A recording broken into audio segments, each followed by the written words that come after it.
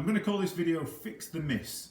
There's a great book by a guy called Bob Rotella called Golf is Not a Game of Perfect, and it pretty much sums up what I want to show you in this video.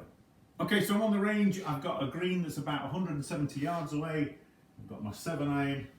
I'm going to hit a couple of shots.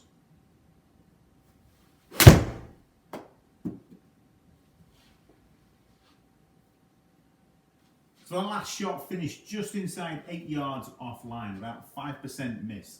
I'm only going to start working on my technique when I'm consistently missing a 10% miss. So from 160 or 170 yards, if it's finishing outside 17 yards away from the target, that's when I'm going to start looking more deeply at my technique, especially if there is a pattern to the miss.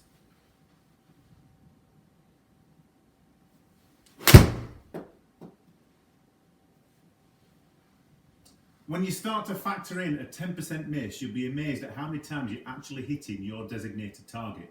That doesn't mean to say that you're going to be hitting the green, but if you're choosing a good target from off the fairway, then you should find that you're finding more of your acceptable area in which you can play better golf from.